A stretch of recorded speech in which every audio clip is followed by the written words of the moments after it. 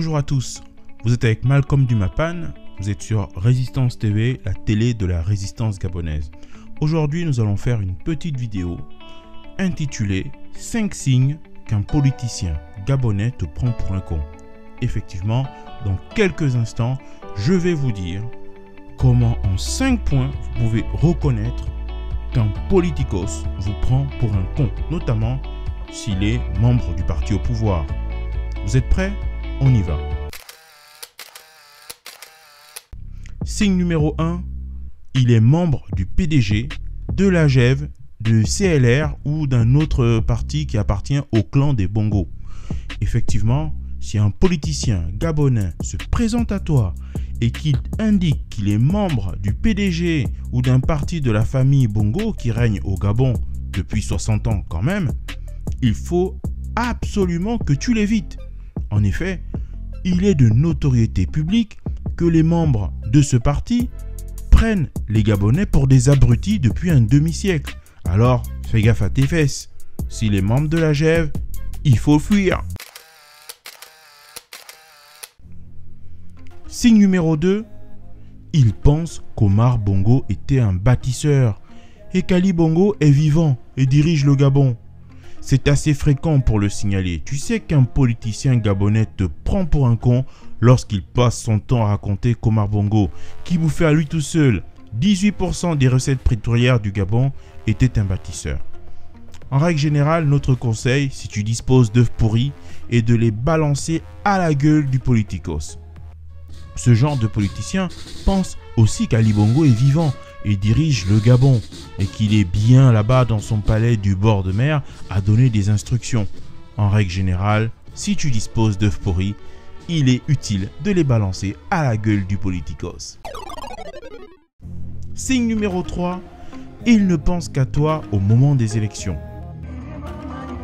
Après les provinces de l'estuaire, du Moyen-Ogooué et de l'Ogooué-Maritime, le candidat du Parti démocratique gabonais, Ali Bongo Ondimba, a amorcé sa campagne dans l'Ogooué-Vindo par les localités de Mekambo, Boué et Ovan. À Makokou, dernière étape de la province visitée par le candidat, la mobilisation était effective.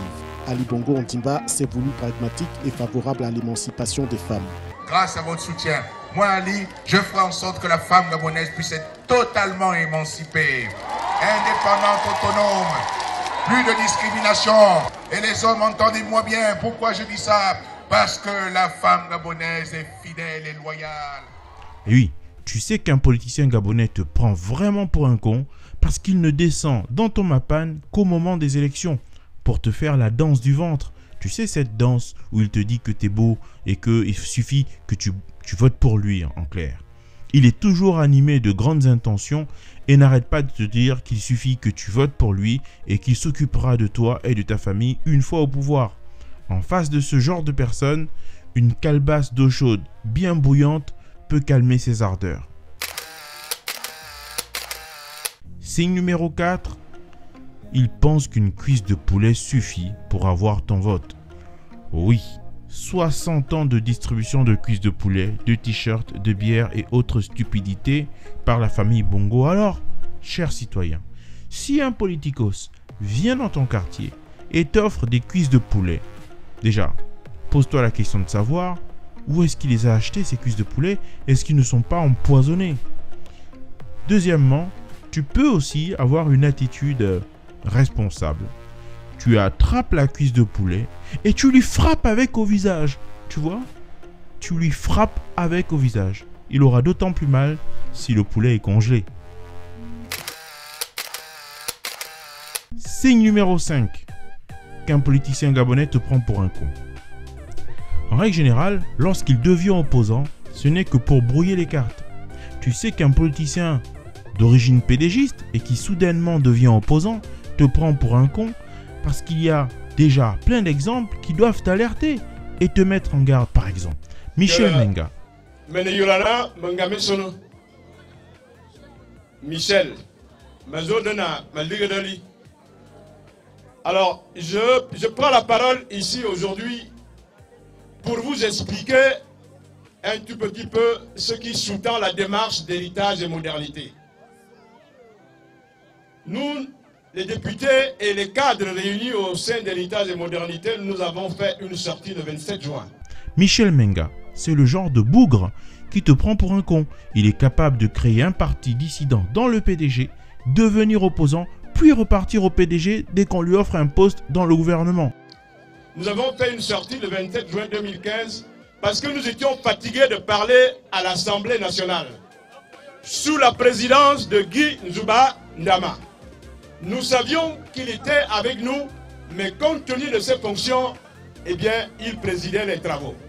Mais nous avons dénoncé ce que nous constations à l'Assemblée, que les budgets qu'on votait, eh bien, ces budgets, on ne connaissait pas d'où ils partaient. Qu'est-ce qu'on faisait avec cet argent-là? Les populations gabonaises souffraient, pleuraient. Dans les rues, quand on les rencontrait, ils nous disaient la même chose. Nous sommes des élus et lorsque nous allons dans nos circonscriptions, eh bien les populations nous demandent mais qu'est-ce que vous faites là-bas vous? Conseil de sage, ne jamais faire confiance à un PDGiste. Toujours avoir sur soi une batte de baseball au cas où. Voilà, c'était les 5 points de Malcolm Dumapa. Nous sommes arrivés maintenant à la fin de notre vidéo. J'espère que ça vous a plu.